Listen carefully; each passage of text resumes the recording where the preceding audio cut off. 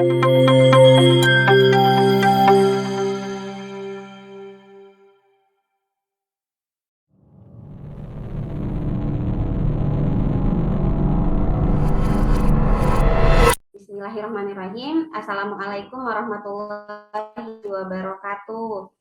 Waalaikumsalam Waalaikumsalam warahmatullahi wabarakatuh. wabarakatuh. Baiklah, alhamdulillah ya Akang Teteh, kita bisa kembali tatap muka melalui Zoom pada hari ini. Jadi sekarang kita mau bahas tugas agenda ketiga, yaitu membahas tentang isu aktual tentang penyelenggaraan pemerintahan menuju smart governance.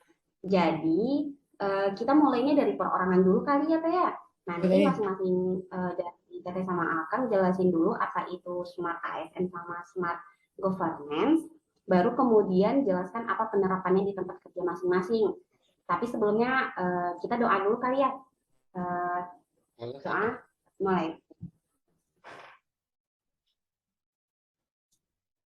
Baiklah, mudah-mudahan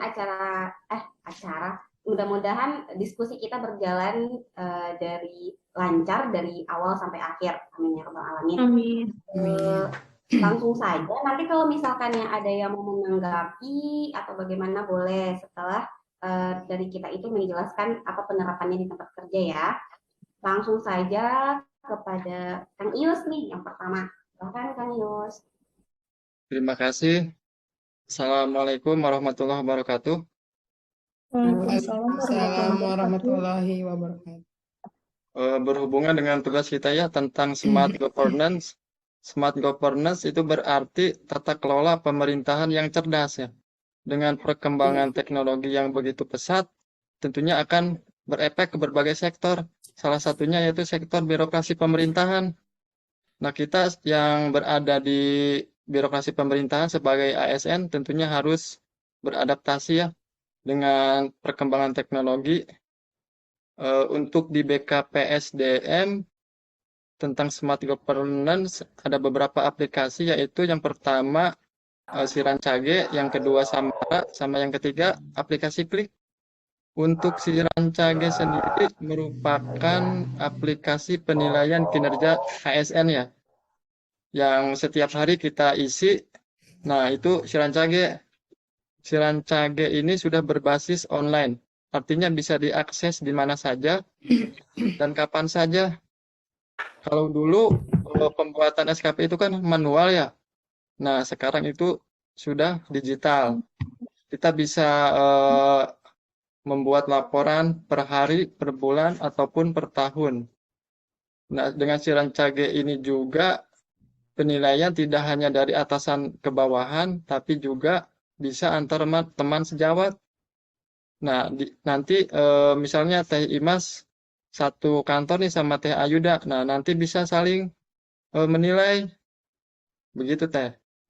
Untuk kemudian aplikasi berikutnya yaitu Samara. Samara ini aplikasi pengelola data kepegawaian. Jadi semua data ASN di Kabupaten Majalengka ini ada di Samara, mulai dari data pribadi, nama, tanggal lahir, alamat, status, dan data riwayat pekerjaan lainnya ada di Samara. Riwayat mutasi misalnya sebelumnya jadi bidan di Puskesmas A, kemudian pindah ke Puskesmas B, nah nanti itu riwayatnya ada di Samara. Untuk kelebihan dari Samara mungkin untuk bisa upload berkas ya. Nanti para ASN diharapkan untuk mengupload setiap berkas-berkas yang dimilikinya itu ke Samara. Nah, nanti berkasnya kan terdigitalisasi. Nah, nanti untuk kepentingan atau keperluan birokrasi tidak harus meminta kepada ASN yang bersangkutan. Nah, misalnya Teh Imas nih mau izin belajar nih. Nah, itu kan harus memberikan SK CPNS. Nah, BKPSDM nanti tidak perlu meminta, cukup mendownload di Samara saja. Begitu Teh. Nah, nanti jadi lebih paperless tuh, tidak banyak kertas bolak-balik ke BKPSDM bawa kertas yang sama kayak gitu Teh. Iya, Terus betul, Kak. Dari aplikasi ya berarti ya. berikutnya yaitu klik aplikasi absensi online. Nah, bedanya dengan dengan aplikasi absensi online sebelumnya. Nah, di klik ini lebih lebih intuitif, lebih informatif. Ada info tentang kepegawaian di tiap OPD. Nah, nanti tiap OPD bisa mengusulkan informasi apa yang mau ditampilkan, tinggal menghubungi admin BKPSDM saja ya. Terus salah satu kelebihannya, klik juga ada fitur pesan. Nah, nanti misalnya dari pihak BKPSDM mau menghubungi ASN tertentu tetapi tidak mempunyai nomor HP. Nah, dengan klik ini bisa mengirim pesan tanpa mengetahui nomor HP yang bersangkutan. Kira-kira begitu, Teh. Terima kasih. Ya. Kang Tapi, Yus, Kak, Ya, eh, ada yang ditanyakan, ya Teh? boleh. ini mau sedikit nih, yang terakhir tuh. Kan Iya, kalau nanti klik BKPSDM bisa langsung hubungin ini ASN ya. iya. ASN bisa langsung hubungin BKPSDM juga nggak? Lewat Nah, klik itu untuk langsung. saat ini baru satu arah ya, baru dari Hmm. BKPSDM ke ASN yang Oh, bersangkutan. Begitu, Teh. oh gitu. Siap, siap, siap. Ya, silakan Teh Devi, lanjut. Iya, kalau misalkan itu kan kita ada terintegrasi dengan Samara ya, Kang Yus. Kalau Ya, pas sama kan tadi kayak perpindahan misalkan mutasi itu sudah terintegrasi secara nasional nggak? Misalkan saya pindah kabupaten, apakah itu datanya ada di kabupaten lain atau hanya di Kabupaten Majalengka aja? ya. Untuk sekarang masih belum terintegrasi itu kan dengan PKN ya.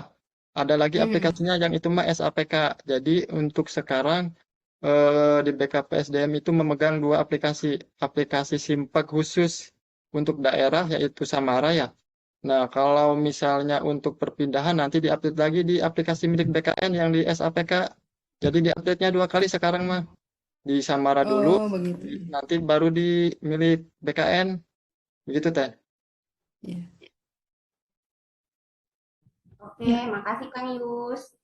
Siap. Lanjut kita ke nakes kali ya, kepada Teh Ayuda Boleh. Utami. Silakan. ya, terima kasih Teh Monik. Saya akan sedikit menjelaskan tentang smart government yang ada di Puskesmas ya. Jadi menurut saya smart government itu yaitu satu bentuk inovasi pengembangan sistem pemerintah yang berbasis teknologi untuk mengikuti perkembangan. Seperti contohnya di Puskesmas ada aplikasi e-Puskesmas. Untuk aplikasi e-Puskesmas ini untuk di Majalengka ya sudah semua puskesmas menerapkan aplikasi e-Puskesmas ini. Eh, Aplikasi Puskesmas ini merupakan aplikasi rekamedik berbentuk digital. Jadi di dalamnya itu ada apa isi data-data pasien di puskesmas tersebut. Jadi menurut saya sudah bagus untuk aplikasi e-Pus ini. Jadi sangat memudahkan dalam pelayanan, bisa mempercepat pelayanan juga. Jadi dari mulai pendaftaran kita sudah mengetahui pasien itu pasien umum atau BPJS. Nantinya ke pelayanan selanjutnya untuk ke poli umum, jadi udah tahu gitu dokter di poli umum teh, oh ada pasien nih di pendaftaran mau melakukan pemeriksaan, jadi nantinya teh sangat mudah untuk terintegrasi dengan poli-poli yang lain. Khususnya misalnya ada pasien yang datang mau perawatan luka, misalnya perawatan luka hari ketiga, kan dilakukan tindakannya tuh di IGD. Jadi tinggal melakukan rujukan internal saja. Jadi tinggal diisi e-puskesmasnya, nanti petugas IGD akan mengetahui ada pasien yang akan melakukan tindakan perawatan luka gitu. Tapi emang sih e-puskesmas ini masih belum berjalan secara bagus ya, soalnya masih ada terkendala beberapa kendala ya. Salah satunya mungkin sinyal, juga SDM-nya yang masih belum mengetahui eh, penggunaan aplikasi itu. Mungkin Oh, emang sebelumnya dari belum ada ininya ya Teh? Apa namanya iya pelatihannya gimana gitu? belum ada. Jadi kita sebagai SDM ASN yang baru di puskesmas tersebut cuman nanya-nanya aja ke petugas eh, EPUS sebelumnya. Jadi belum ada apa secara resmi Sosialisasi gitu. khusus gitu ya? Iya, Iya, iya. sosialisasi EPUS-nya belum Hmm. ada. Kalau Jadi masyarakat umum bisa menggunakan nggak teh? Oh, enggak sih, itu mah Oh, nggak khusus bisa. untuk pegawai puskesmas aja. Soalnya ada password sama nomor itunya ya.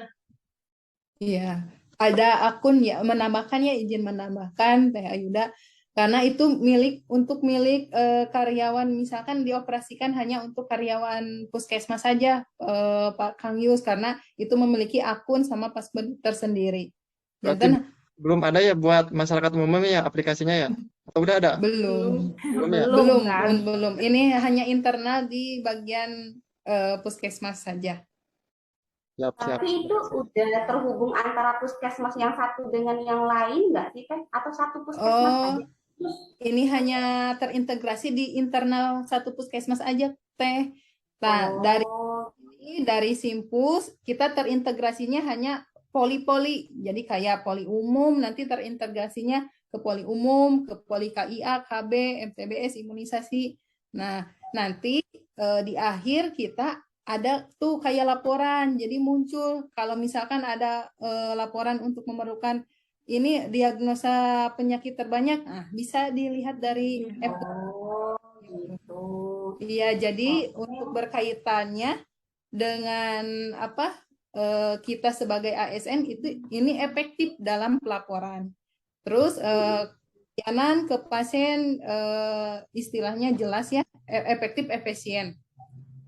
Iya. Kalau Teh Imas gimana? Sebagai analis nih, ada nggak? Iya, kalau misalkan Epu sendiri ya Teh, kalau untuk di lab itu emang ada ya, misalkan kayak dari dari poli umum atau misalkan dari poli KIA gitu, mereka misalkan pengen ngirim nih pasien ke lab itu ada, jadi ada langsung rujukan internalnya sendiri dari puskesmas.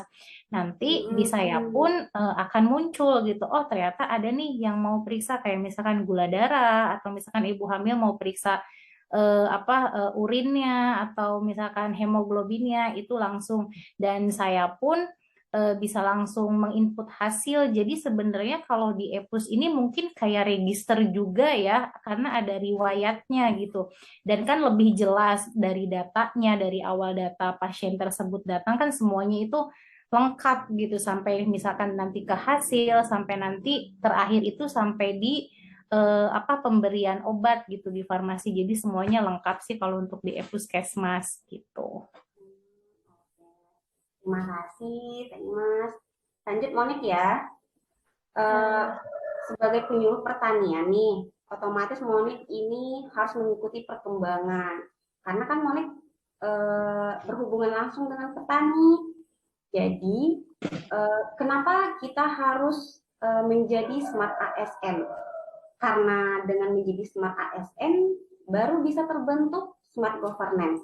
Karena kalau dari kitanya PNS-nya aja belum smart, belum bisa beradaptasi dengan perubahan, bagaimana governance-nya bisa jadi smart gitu secara dasarnya menurut Monik ya. Jadi intinya kalau ingin terwujudnya smart governance, berarti ASN-nya sebagai sumber dayanya juga harus smart. Makanya kita harus smart dulu nih. Gimana cara kita smart adalah dengan belajar terus mengimprove diri menghadapi perubahan, terutama sekarang di era digital nih. Monik sebagai penyuluh yang berhadapan langsung dengan petani itu kan banyak tuh nerima-nerima informasi data dan lain sebagainya. Jadi untuk memudahkannya ada namanya aplikasi simultan di kita itu Teh Kang. Jadi simultan itu sistem informasi manajemen penyuluhan pertanian. Jadi di sana itu database, ibaratnya database di sana itu udah ada semua data petani, data kelompok tani, data penyuluhnya juga ada, biar itu penyuluh PNS, penyuluh P3K atau penyuluh swadaya dan lain sebagainya. Dan di sana juga ada kelembagaan petaninya dan kelembagaan ekonomi petaninya. Jadi udah lengkap tuh di satu aplikasi ini semua informasi mengenai data yang berkaitan dengan penyiaran. Di sana itu langsung tuh informasinya ke pusat. Jadi satu informasi yang ada dari desa atau kelurahan langsung satu sampai ke nanti ke pusatnya, jadi tidak berbeda-beda gitu. Si Simluhtan sendiri merupakan dari Kementan, aplikasi pengembangan dari Kementan teh. Jadi untuk pengaplikasian atau penerapan dari peraturan Presiden tentang satu data Indonesia, makanya dikembangkanlah aplikasi Simluhtan ini gitu. Iya. Apa kelebihan dari Simultan? Kalau ini untuk penyuluh seperti Monik nih, ya untuk memudahkan, misalnya Monik kan penyuluh baru, untuk mencari informasi data petani, ya udah nggak perlu ribet nyari kertas bla bla atau nanya senior sana sini, tinggal buka aplikasi Simultan, udah di sananya ada semua informasi yang dibutuhkan tentang petani maupun teman-teman penyuluh maupun tentang kelembagaannya gitu. Ada yang mau Teh ditanyain? kalau untuk petaninya sendiri itu teh aplikasinya, jadi si petaninya masing-masing punya aplikasi simultan itu. Oh, tentu tidak. Aplikasi Simultan ini hanya berpusat di Balai Penyuluhan deh. Jadi itu pun tidak semua penyuluh bisa mengakses. Hanya ada satu orang atau dua orang yang dijadikan admin gitu. Kenapa? Karena aplikasi Simultan ini cukup sensitif ya menurut Monik. Karena ini dijadikan variabel oleh pemerintah terhadap petani atau kelompok tani yang nantinya bakal dapat bantuan gitu. Jadi misal nih, ada nanti kelompok tani atau petani yang mendapat bantuan, biar itu alsintan, benih, pupuk atau sebagainya, itu mereka harus terdaftar dulu di Simultannya. Kalau mereka tidak terdaftar, ya udah mereka tidak bisa untuk menerima bantuan gitu. Makanya tidak bisa semua orang mengaksesnya, hanya orang-orang tertentu saja. Satu lagi, Simultan ini juga sudah terintegrasi dengan IRDKK. IRDKK ini berkaitan nanti dengan pupuk subsidi, TTHK.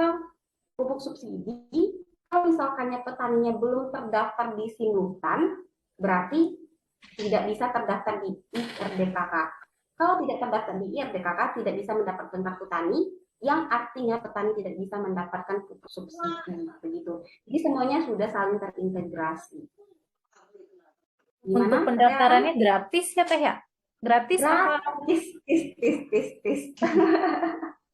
Tanpa biaya apapun, karena itu kan hak dari petani juga ya untuk terdaftar di Simultan biar bisa dapat bantuan gitu loh. Karena kalau nggak terdaftar, Monik, kan tiap petani sekarang kan punya kartu tani ya.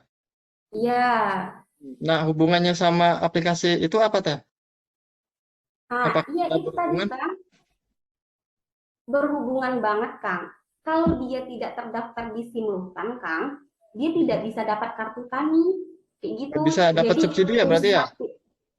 iya, kalau dia tidak dapat kartu tani, sama dengan tidak dapat pupuk subsidi. Intinya Nah, itu untuk terdaftar bentuk kartunya itu kayak gimana baru Teh? nanti. Gimana Teh? Bentuk kartunya tuh apa kayak gimana gitu? Bentuk Iya kartunya? ya, kayak ATM biasa sih sebenarnya Oh, Teh. kayak Biasa, benar. Jadi ATM itu tuh di dalam itu udah ada saldo sejumlah subsidi yang mereka dapatkan, dan tiap petani beda-beda sesuai luasan sawah atau lahan berarti masing-masing. tidak ada pembatasan gitu untuk pembelian pupuknya sendiri. Ada, Oh, tetap ada. ada satu nih, cuman maksimalnya 2 hektar lahan. Kalau lebih dari itu tidak bisa. Gitu. Itu dalam 1 bulan berarti jangkanya. 1 tahun. Oh, 1 3 tahun. musim tanam. Iya. Ya, jadi ibaratnya kalau misalkannya dalam tahun ini tidak didaftarkan, berarti tahun besok dia tidak akan dapat pupuk subsidi gitu Teh.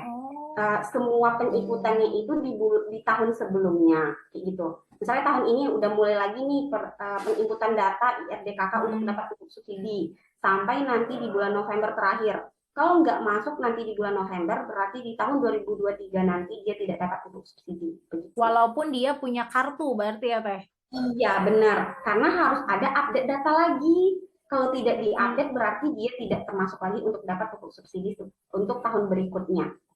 Begitu. Nah, udah ya, Kang Tete ya? Cukup jelas ya? Cukup Teh. Jelas, jelas. Ya, itulah.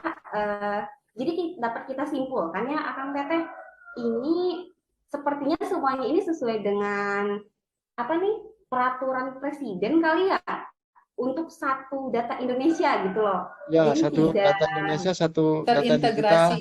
terintegrasi. ya benar. Iya, intinya semua ini aplikasinya itu untuk satu data Indonesia.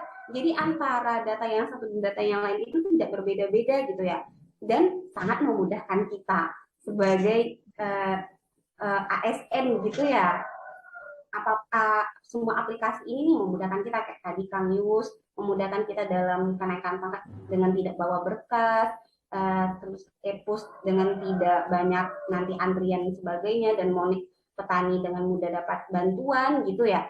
Iya, benar. Oke, baiklah, mudah-mudahan untuk seterusnya kita bisa tetap menerapkan atau tetap jadi smart ASN supaya nanti terwujudnya smart governance di tempat kerja masing-masing.